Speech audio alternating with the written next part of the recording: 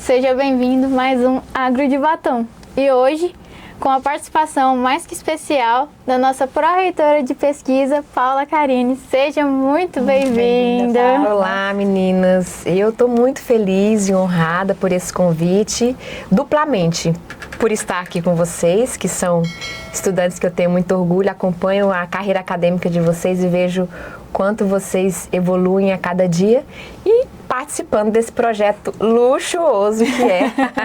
Obrigada. Que dá um brilho no batom. Que não tem jeito, vocês arrasam até no título do projeto, imagina na execução. Nós que estamos muito felizes de entrevistá-la aqui hoje. É um prazer nosso também ouvir a sua história e ter você aqui também, né? Essa mulher que é um ícone da pesquisa, né? E é um exemplo para nós, então estamos ansiosas para ouvi-la. Bom, desse jeito já me desestruturou. Oh, meu Deus do céu. A gente já conhece a Paula, mas as pessoas querem te conhecer.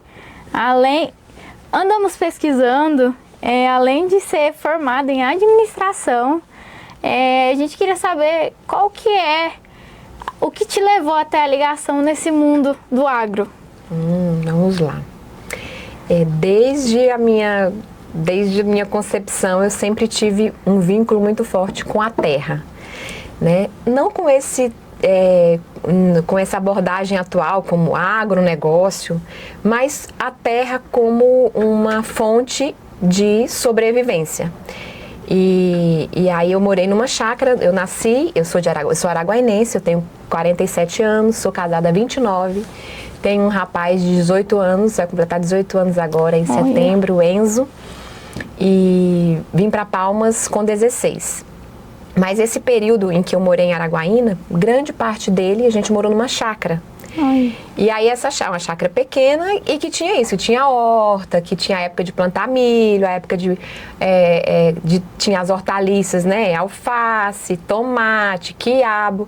Então minha mãe sempre me ensinou a cuidar desde cedo de plantas, e não é só planta para enfeitar, ela diz, não, a gente tem que cultivar a planta que produz alimento. Então eu era responsável por cuidar dessa horta. Então todo santo dia, de manhã e de tarde, tinha que ir lá com o regador, tirar água do poço, mal conseguia pegar, porque é pesado, e eu sempre fui de estatura pequena, e aguar essas plantas e obviamente, claro que como as meninas que também moram na roça, era a espiga de milho, que era a minha bonequinha, né? Então, tinha tudo isso. Então, por muito tempo, acho que até ali os 7, 8 anos, a gente morou nessa chácara. E aí foi dali que eu aprendi a valorizar e a saber um pouco mais da importância do que é cuidar e do valor de tirar da terra o alimento, né? Porque ele não nasce, ele não brota nas prateleiras do supermercado. Tem todo um processo. Exato. Então, assim, foi muito importante para mim. E também conhecer isso. Se você não cuida direito, ela morre. Exatamente. Toda aquele canteiro que você passou meses cuidando, se vem uma lagarta, se você não acompanha, formiga, acaba tudo. Se não agoa direito, se deixa, então assim, se passou da hora. Exatamente. Então essa ciência da relação com a natureza, isso. Então a gente eu sempre tive um vínculo muito forte com a terra. Nesse primeiro momento, assim. Depois que vim para Palmas, distanciou um pouco, e aí veio faculdade, eu comecei a trabalhar na área da educação, mas logo assim, uns 3, 4 anos depois do nosso casamento, eu e Josué começamos a ver no investimento em terras como uma forma de a gente investir as nossas economias. E aí a gente começou devagarzinho ali, comprando um pedacinho. Então, hoje também a gente tem propriedade rural. Não sou produtora rural, porque as terras são arrendadas. A gente tem um pouquinho de gado para ter, porque aquela história de ser raiz, né? De ter o leite para fazer o queijo. É bom demais. De ter uma hortinha. Tem que ter, né? Tem que ter para tirar o cheiro verde, para comer o frango caipira. Senhora, então, assim, a gente tem, né, um pedaço que a gente produz essas coisas, que funciona, é menor, a estrutura é menor como uma chácara. Mas aí a outra parte é arrendada.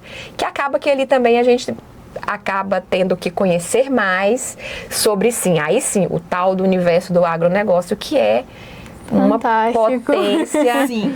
uma grandeza, de uma riqueza de possibilidades.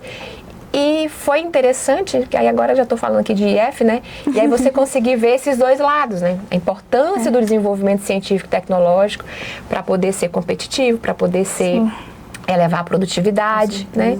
Então, O desafio nosso é esse, né? é um pouco disso aí, viu? Só para começar.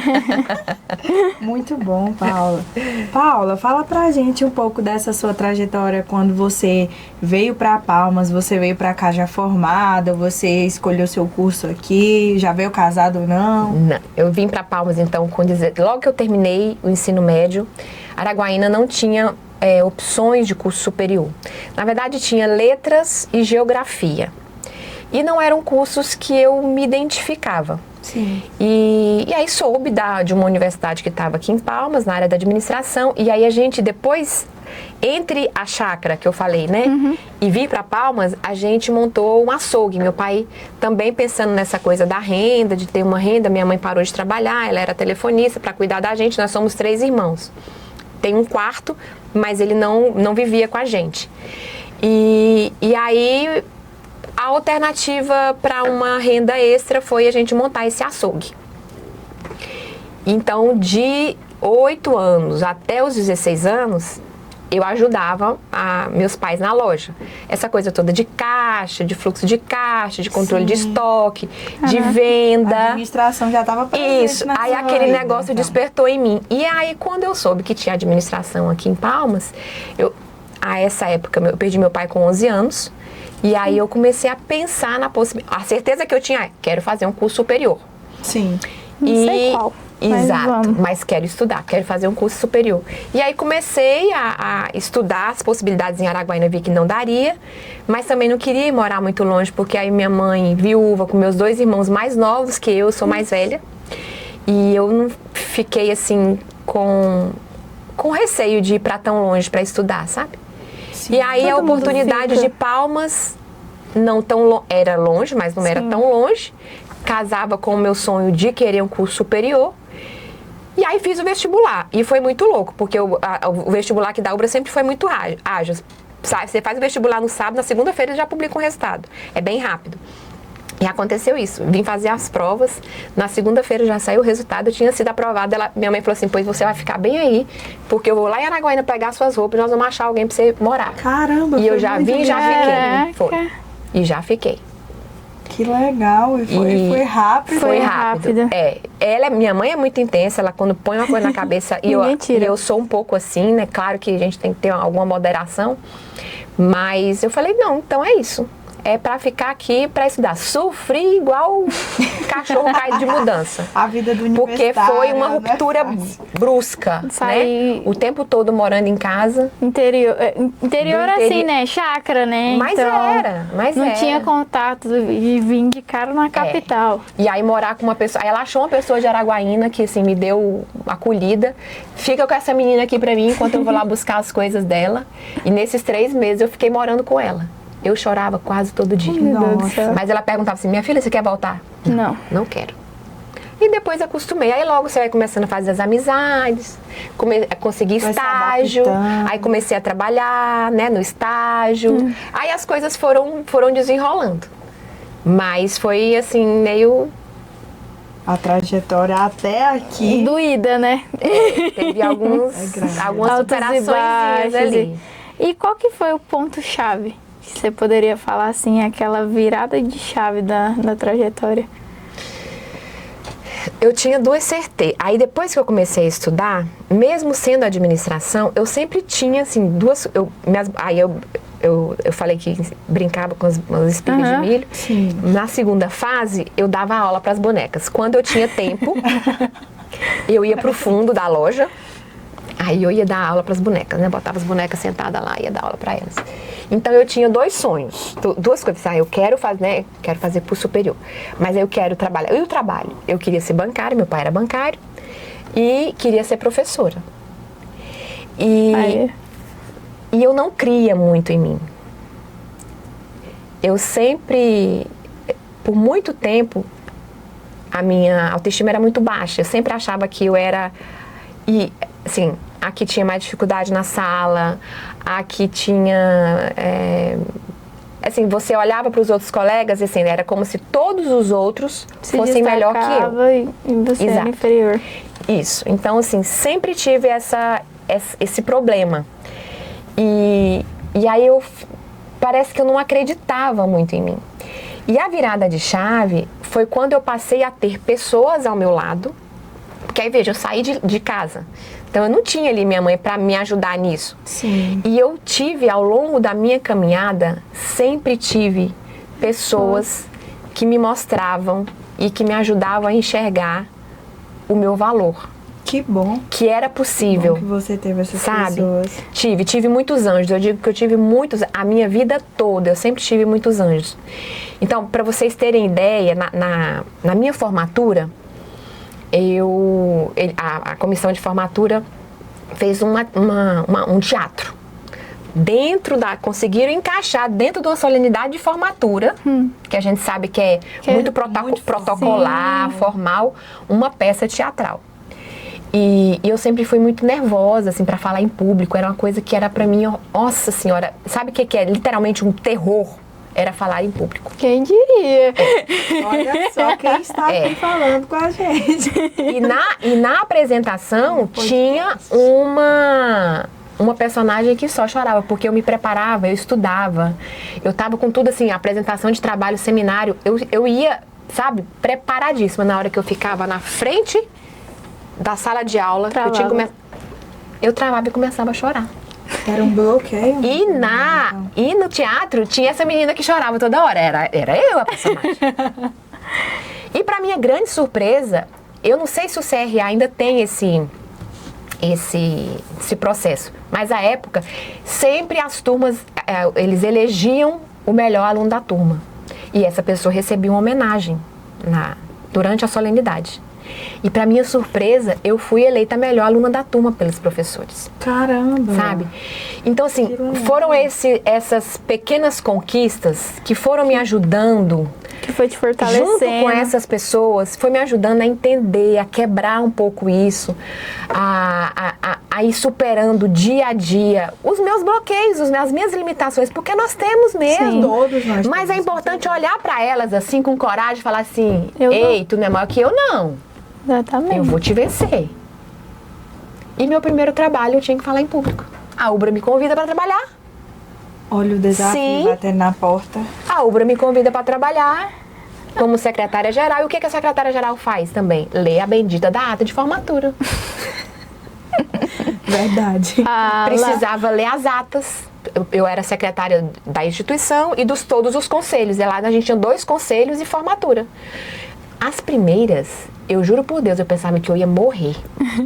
O nervosismo. Eu pensava que eu ia morrer, mas eu ia assim mesmo. Mas foi. Fui. E eu digo isso para meus estudantes.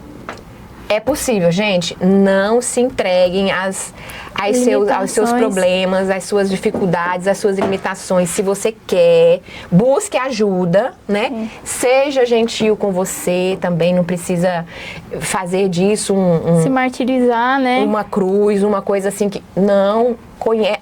A questão, olha para dentro de si, é isso que você quer? Busque ajuda. E a gente tem a felicidade de ter no Instituto, por isso que eu sou apaixonada.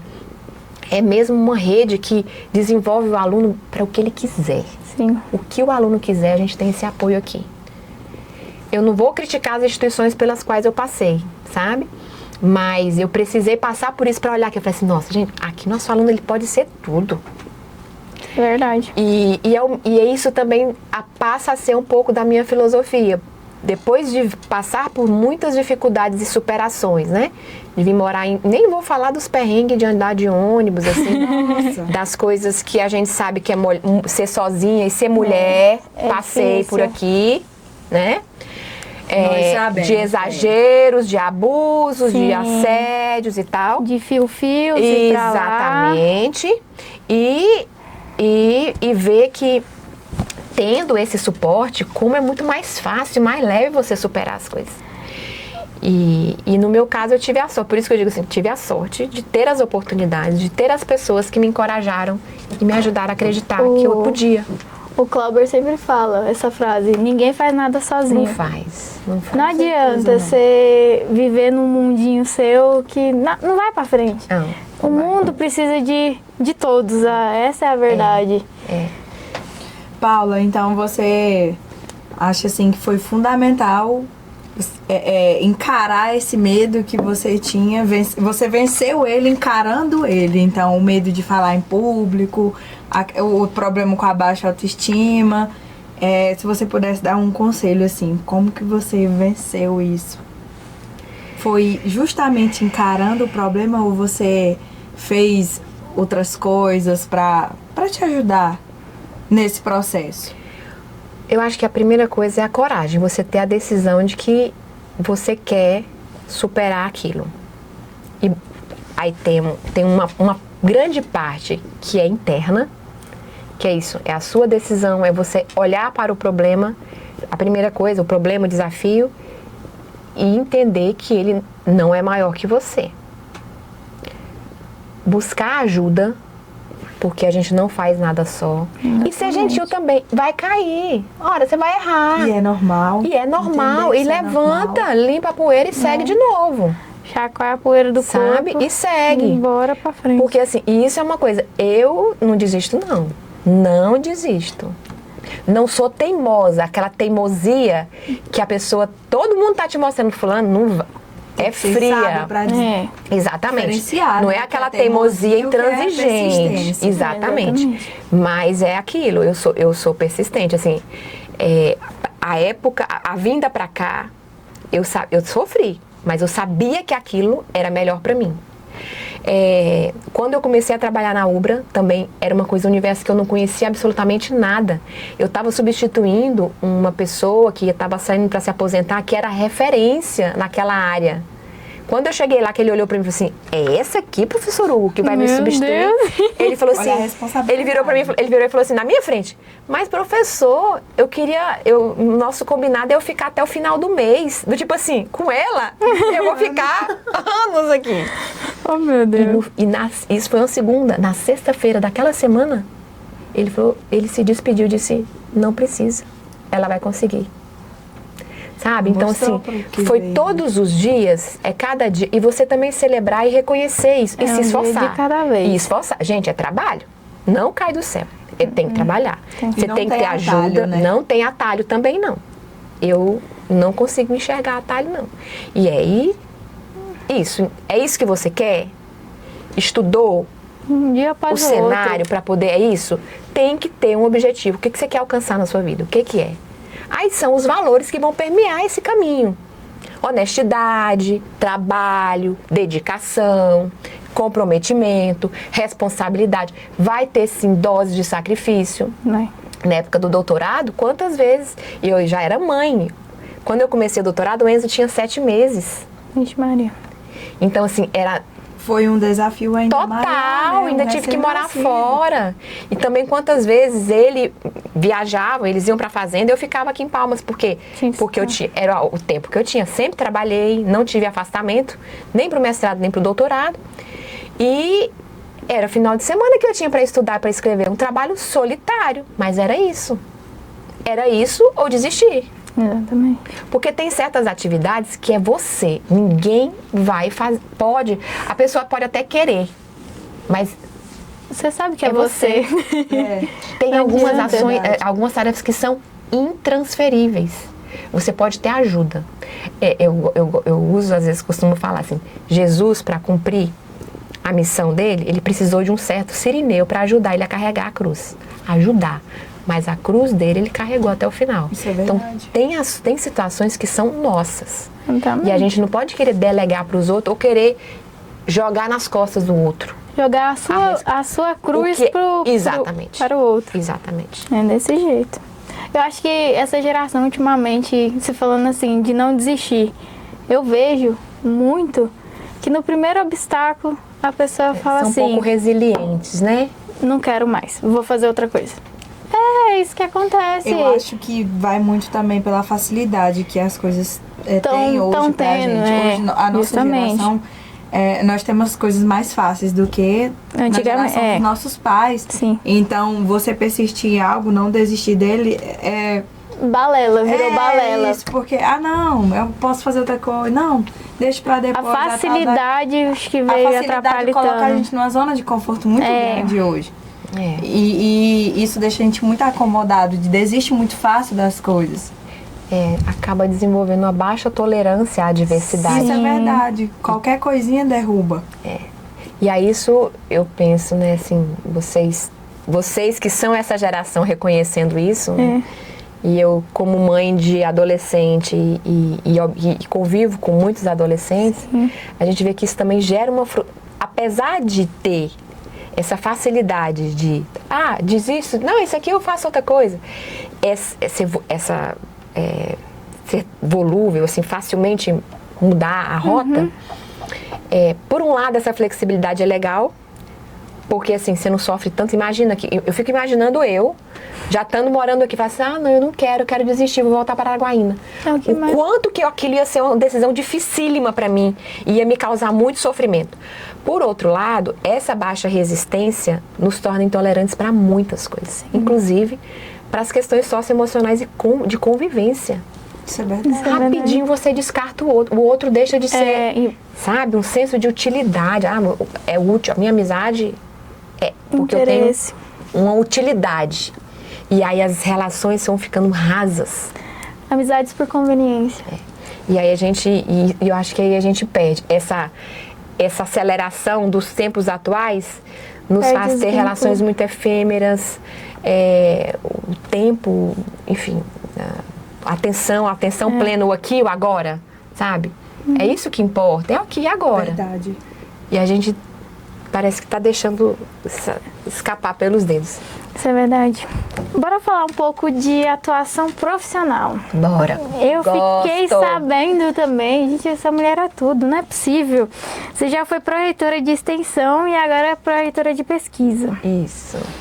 Que significado tem para você ocupar esse espaço como mulher e qual é a sua missão que você carrega nessa função? Olha, a educação foi o que transformou minha vida.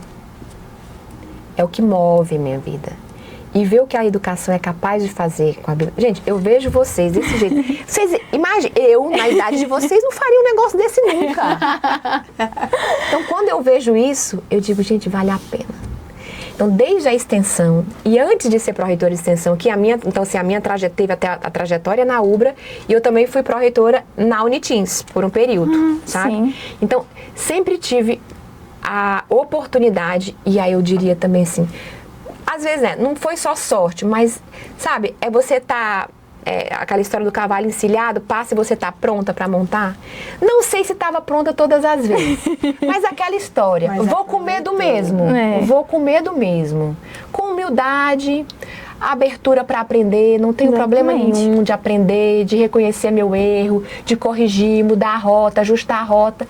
É muito importante. Eu penso que é assim que a gente cresce. Eu não sou dona da verdade. E ver o que a educação é capaz de fazer. Então, assim, ao passar por todas essas instituições e a minha vida, a vida do meu esposo também, sabe?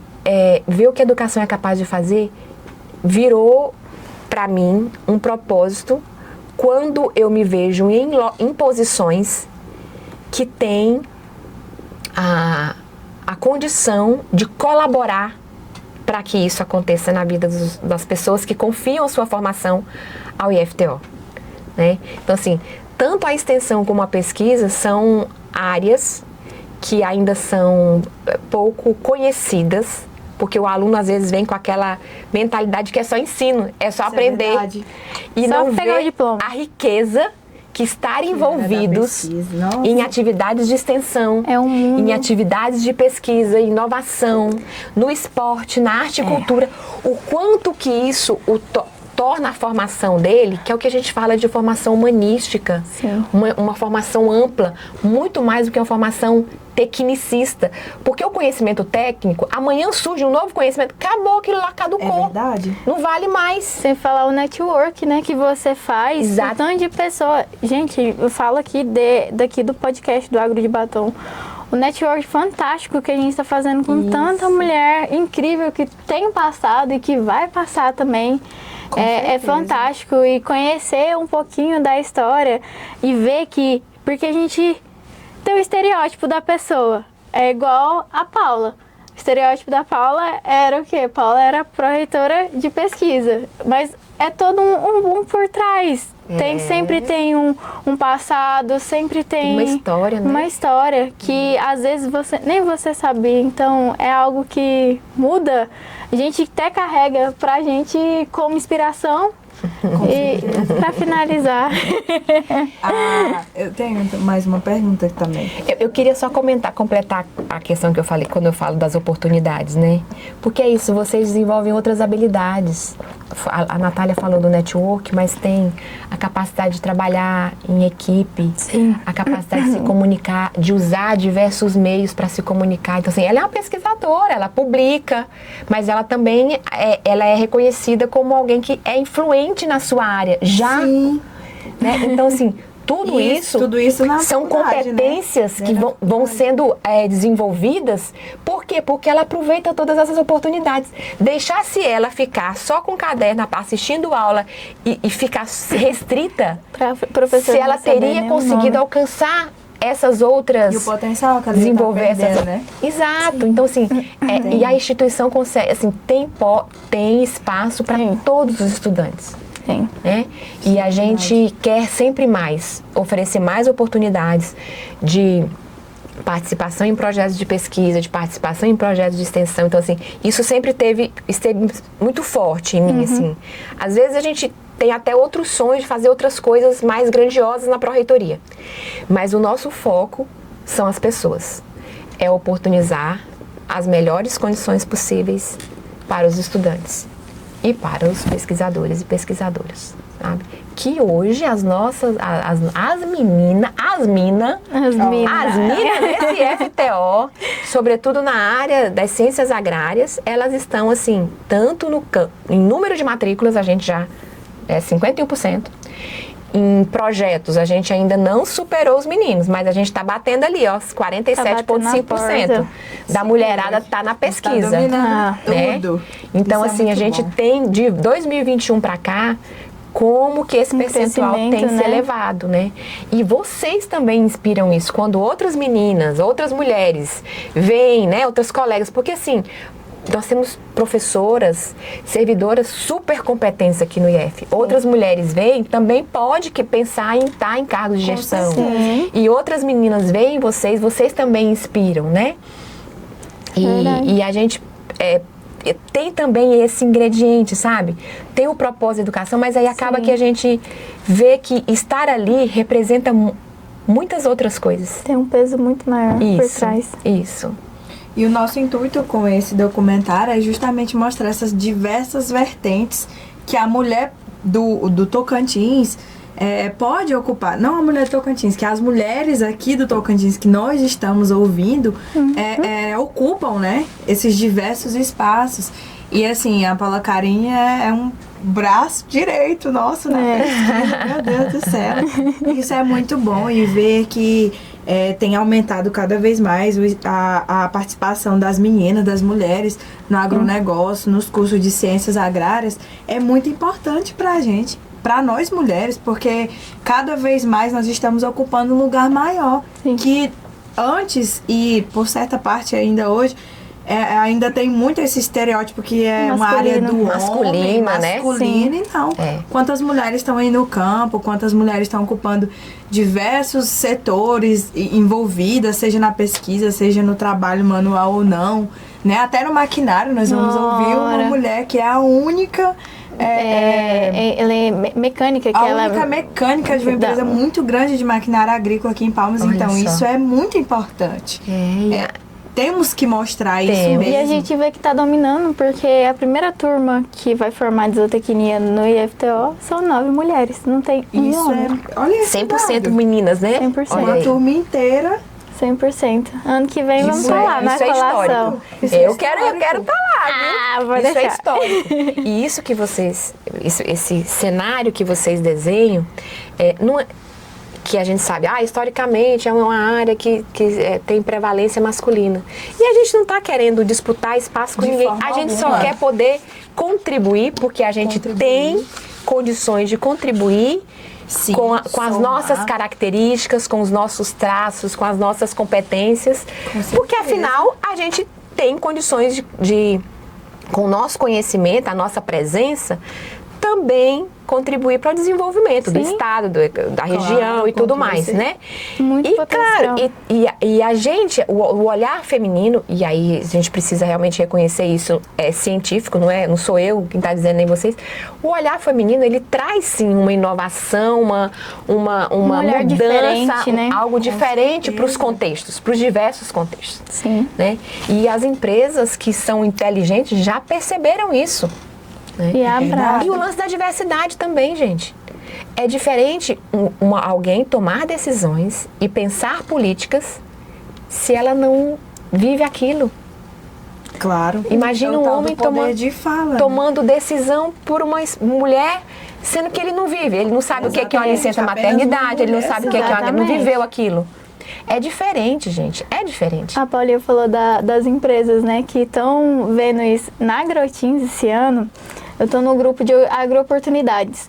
Sempre tem empresas que procuram estudantes ou até mesmo para fazer aqueles bicos de panfletagem ou então até de ficar no stand. Aham. Gente, toda hora era procuro mulheres, só procuro mulheres. Aí os meninos mandam assim, não tem vaga para homem não, gente? Falei, gente, mas isso é bom empresas tão porque vendo, né? tá vendo esse potencial, porque é algo que poderia ser um emprego só para homens, tá tendo um espaço para as mulheres. Já vou engatar aqui logo nessa outra pergunta aqui, que é como que você enxerga hoje o espaço ocupado pelas mulheres no meio científico, especialmente na área do agro? Você vê Ainda hoje? muito desafiador, certo? A gente ainda tem algumas barreiras para vencer, algumas dificuldades. Por exemplo, e agora a gente já tem legislação que nos dá mas foram muitos anos de luta, que é o fato de, ao tempo de licença maternidade, aquele tempo não prejudicar. Então, assim, se você participa de um edital, aquele período, se naquele período que o edital vai computar sua produção acadêmica coincide com a licença maternidade, não conta. Porque é um período que a mulher não tem as mesmas condições. E imagina, olha que injusto, que desigual é ela ter que competir mantendo o mesmo nível de produtividade acadêmica que o homem, que Não tem nem como comparar. não tem nem como essa comparar. regra Não existe. A rotina da mulher também eu acho que é muito desafiadora, porque a gente sabe que a gente tem múltiplas tarefas, a gente é pesquisadora, a gente é profissional, a gente é mãe, e são atividades que são exigentes, são cansativas. A pesquisa, ela exige, e na área do agro de vocês é ainda mais, porque não é só uma pesquisa de bancada, vocês vão lá em Brenha, lá no meio do mato e acompanha, então é um trabalho curral, fisicamente. é com peão, Isso. é peão te julgando. É um ambiente que tem fatores, é o clima, às vezes, muitas vezes uma atividade que é um pouco mais pesada, deslocamento. É bem adverso o ambiente da pesquisa no agro.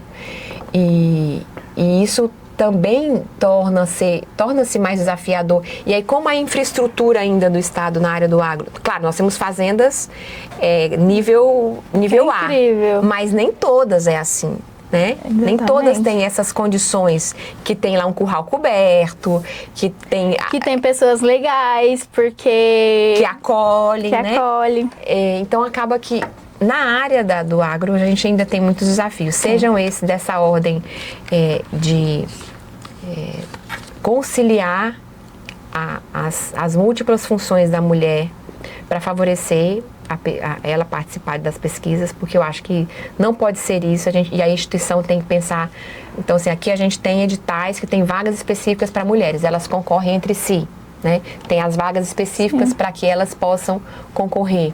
Então, temos esse cuidado de dar às mulheres oportunidades, Tem considerando Menina na isso. Ciência, né? O Meninas na Ciência, para poder inspirar outras a virem para as áreas, as chamadas áreas duras, que são as exatas, as agrárias, Sim. etc.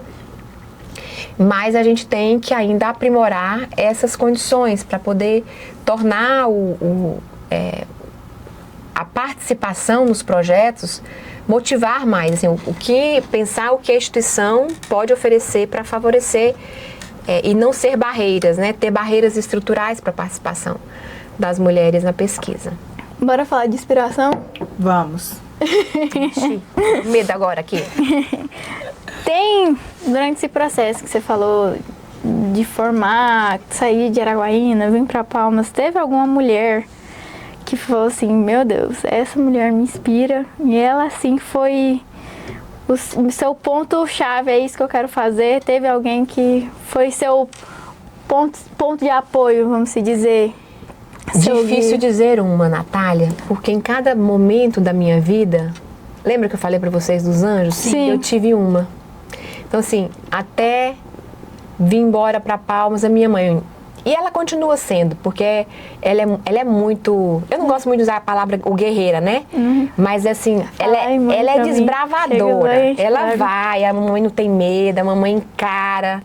Então, assim, ela foi uma mulher e não tinha medo de nada, ousada. Às vezes até eu tinha medo. Falei, meu Deus do céu, como é que a mãe vai fazer um negócio desse? Então, assim, ela é uma empreendedora. E a outra... Chorei. Não dei conta. Então, assim, minha mãe, minha sogra também, Dona Pedra. Eu conheço. Dona Pedra é uma mulher que não teve grau. Minha mãe também não terminou o 2º grau, mas assim... E aí acaba que... Meu esposo brinca que fala que eu sou mais dele do que da minha mãe. Porque a gente já vive juntos há 29 anos. É muito tempo. E minha família é muito pequena. E a família do Josué, Dona Pedra, seus homens, assim, eles me acolheram. É a família, pai e mãe que eu não tive, né? Que lindo isso. E os irmãos dele, né? Mas assim, Dona Pedra é aquela mulher, assim, que me ensinou valores, sabe? A minha mãe é essa coisa do trabalho. Tratou para trabalhar e ela vai, não tem preguiça, não tem hora. Já a Dona Pedra são aqueles valores assim, sabe? Valores fundamentais. Assim, Que formam mesmo a pessoa. Que sustenta, assim, que na hora da dificuldade... Nós sabemos isso, eu falo nós, porque sou conterrânea da cidade do seu esposo. Nós vemos a criação de todos os filhos. É uma família, É assim, uma família mesmo que exemplar. de fato inspira. Todos foram muito bem criados mesmo. E assim, tem muitas coisas que eu posso ensinar. Assim, uma coisa é essa, ela sempre quis estudar mais, né? E não conseguiu, mas ela formou todos os filhos. Você entra na casa, exemplo, tem lá de fora a fora, o Os orgulho quadros, dela né? é mostrar as fotos de formatura dos filhos e agora tá chegando os netos. Então você chega lá, ela vai mostrar. Uma outra coisa que Dona Pedra, assim, que é a história do cuidar do outro. Quando você chega lá, ela te entrega o que ela tiver de melhor. Então assim, o que é de melhor? É o requeijão.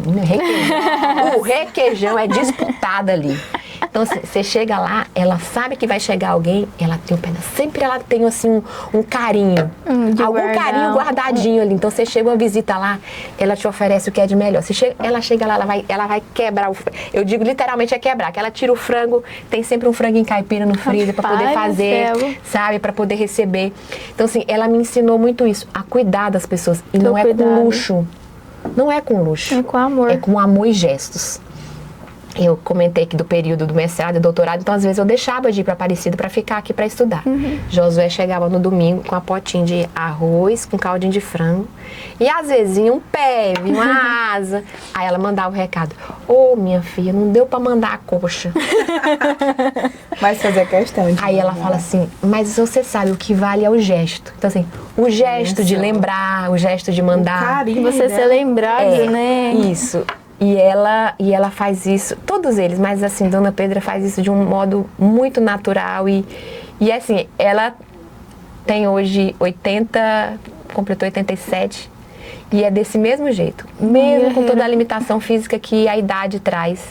ela continua cuidando de todos, de todos, de todos.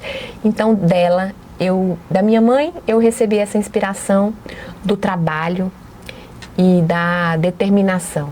Dona Pedra me ensina o valor do cuidado, do cuidar do outro, independente de quem seja. Independente de quem seja. Ela ama e cuida de uma forma assim... extraordinária, né? É bonito, é só indo. Isso, né, que ela falou, é só indo. Você entra na casa, é uma atmosfera diferente. Mas também tive outras mulheres, assim. Então, na época da UBRA, eu tive duas grandes amigas, duas grandes colegas que me inspiraram, por exemplo, a sonhar em fazer um mestrado, doutorado. Porque até então, eu falei, meu Deus, realizei meu sonho, terminei o curso superior, né? Mas elas me mostraram que não, que eu podia mais, né? E na Unitins também tive, na época do doutorado também tive grandes amigas. Aqui no IF eu tenho grandes amigas, colegas competentes que me ensinam. E eu digo assim, gente, é junto dos bons que a gente fica melhor. Então eu quero sempre ficar perto de gente boa. Mesmo. Porque eu não tenho pretensão de ser melhor que ninguém, não. Mas eu quero estar junto de gente boa para eu aprender. Foi isso que eu digo que a vida me proporcionou. Eu acredito nisso, não tenho nenhuma empáfia de me achar, porque eu sei que eu não sou nada. Assim, eu sei da minha finitude, da minha pequenez, mas sei do quanto é importante a gente ter boas relações, se espelhar em pessoas que de fato te fazem bem, né? Te elevam, te constroem. Te torna uma pessoa melhor. A do espelho, rede de apoio, principalmente, eu falo principalmente mesmo para nós mulheres, ela... É essencial. É essencial. Nós precisamos disso, né? Paulo, você acredita, assim, que... não sei, de que forma uma rede de apoio na área da pesquisa para as mulheres poderia, assim, vir para somar, para incentivar mais ainda? Eu tenho algumas ideias, assim, que a gente... Curioso isso, porque ontem mesmo eu estava conversando com uma colega sobre isso, assim. A gente trabalhar, primeiro de uma maneira geral, porque a ciência ainda é muito distante os nossos alunos, muitos vão despertar quase quando já estão ali no terceiro ano do ensino médio ou quando ingressam no ensino superior. Sim. Então, uma primeira ação que eu imagino, na linha da popularização da ciência, é desmistificar, não é para poucos. A ciência está em todo lugar. Isso é verdade. Então, ter esse olhar, né, para os fenômenos da natureza, os fenômenos sociais e todos, de uma forma mais próxima, mais não comum, mais simples, não no sentido de reduzir, mas no sentido de, cara, é isso mesmo, daqui eu vivo isso, existe. E aí eu tenho pensado muito sobre isso, sobre um amplo programa de popularização da ciência. Trazer a sociedade, trazer o nosso estudante para mais de perto, para os conceitos e princípios da ciência, mas numa linguagem mais simples, mais próxima. A ligação com a ciência, né? Tirar aquela visão que a ciência é só ir para dentro de um laboratório. De um laboratório. Não é isso. Isso. Ciência é tudo, pesquisa. É o que nós temos aqui acontecendo o tempo inteiro. Olha que legal. A Kita, se eu não me engano, foi segunda ou terça. A Kita, Dona Laura Pintado, ela tava fazendo uma palestra na escola, né? Com os menininhos, falando da importância da ciência. Sim. Então, tipo assim, não é fazer aquela palestra gigantesca. Não, o que ela tá fazendo já é um elo com a ciência. Desde piquititinho. Isso. Que, se eu não me engano, é terceiro, segundo ano do fundamental. Eu fiquei bem feliz em vê-la disposta e disponível para fazer isso, né? Abertura para fazer isso. Então, assim, tem muita gente bacana que entende essa importância. E aí a gente precisa começar desde cedo a trabalhar para aproximar, para poder ser uma coisa natural, né? Uma coisa espontânea. Então, um grande seria pensar isso para alcançar o máximo de estudantes possíveis. E para as meninas, e aí sim, dentro disso ter uma linha, né, desse programa de popularização, uma voltada para atrair meninas né? E aí a gente conversar sobre isso, conversar, ter as rodas de conversa, outras mulheres falando para elas se inspirarem. Você falou da rede de apoio, tipo amadrinhamento, assim, sabe? Sim. Uma pessoa mais experiente que já passou por alguns perrengues, acolher uma outra que tá chegando agora. Vem cá, né? eu já passei por isso, deixa eu te ajudar. Aqui, vem cá, chora aqui, mas vou te explicar como é que isso acontece, sabe? Então, assim, pensar nisso também, porque eu acho que ajuda, eu tenho impressão. Muito. E ouvir as meninas também para entender quais são, porque às vezes tem dificuldades que são comuns, mas outras são muito específicas da área. Sim. E aí entender isso também dentro desse programa, ter espaço para poder entender isso e procurar apresentar soluções ou alternativas para essas questões específicas, sim, né? Porque não tem outro... A prática da pesquisa, que é o questionar, o olhar para os fenômenos, apresentar, levantar hipóteses, suposições, construir respostas, testar respostas, é o que a gente faz isso a vida toda, na atividade profissional, na vida. Então, esse é um exercício que não é só para quem faz pesquisa, isso é inerente, isso é o que nos difere, inclusive. Porque com esse negócio agora chegando inteligência artificial para tudo, é fazer a pergunta, você tem que aprender a fazer a boa pergunta. Isso é verdade. Hoje... Tá tudo, a roda já criou, né? A gente tem que aprender a fazer a pergunta. É a pergunta que é essencial, não é nem a resposta. É a pergunta, é a forma. É a boa pergunta. Isso é verdade. Paulinha, se você pudesse olhar para Paula do passado, aquela Paula do interior que morava na chácara, e você, a Paula de hoje, uma de frente para outra, o que você diria para ela? Ei, menina. Eu já tô aqui hoje, já cheio d'água. Essa parte toca. Ei, menina.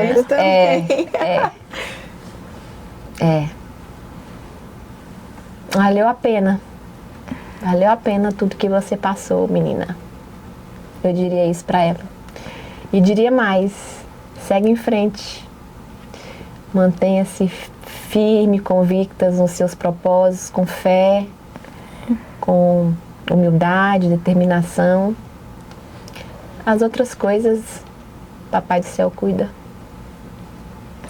Bem, né? E ela falando pra ela e falando pra gente também, né? Exatamente. Paula, aproveitando assim esse momento, nós queremos... Tem que botar uma caixa de lenço aqui, né? Acho que vou deixar os guardanapos aqui. Eu tô aqui fingindo, tentando segurar. Eu vi seu fingindo costume. Vamos aproveitar esse momento de emoção e deixar a mensagem final. É um conselho que você daria para as meninas que estão entrando na ciência, no agro. Um conselho, uma frase, uma mensagem. Você pode olhar lá para a câmera também. Eu tenho uma oração que eu sempre medito ela. É de Santa Teresinha, do Menino Jesus. E eu sempre que estou nos momentos assim, mais difíceis, eu medito essa oração. Ela é assim: nada te perturbe, nada te amedronte. A paciência tudo vence. Quem tem Deus, nada falta. Só Deus basta, só Deus me basta. Amém. Que lindo isso. Show. É uma lição em forma de oração. Em tudo. E foi incrível. Acho que foi uma reviravolta esse Agro de Batom hoje. E a gente queria agradecer de coração por estar compartilhando sua história com a gente. Uma história emocionante, cheia de desafios e superações e muitas conquistas.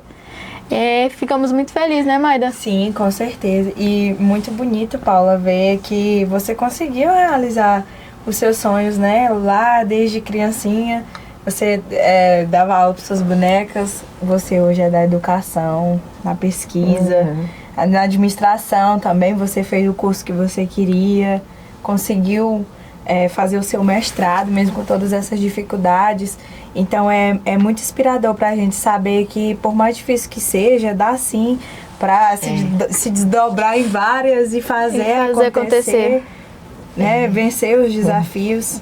Eu fico muito grata. Assim, isso porque eu acho que para falar do mãe, que eu acabei não falando, né? Falei só mais da profissional e da menininha lá de Araguaína, eu acho que seria um podcast específico, que é outra realidade, foi grande, né? tem sido outra grande aventura fabulosa, a maternidade. Mas eu fico muito feliz e honrada, como eu falei no começo, por vocês terem lembrado de mim. Às vezes a gente nem acha que a história da gente vai interessar muito assim, porque a gente fica tão eu chorei. imersa nas coisas e enfim, mas foi uma experiência muito boa também olhar um pouquinho para trás assim e ver essa trajetória, rememorar essa trajetória, minha trajetória. Eu agradeço a vocês pela oportunidade, desejo sucesso aí na continuidade do projeto. Amém, obrigada. Que o Agro no Batom cresça e inspire muitas meninas, traga muitos bons exemplos para que outras meninas possam também se inspirar a estar onde elas quiserem. Exatamente. E lugar de mulher é onde ela quiser. Com certeza. Até o próximo episódio.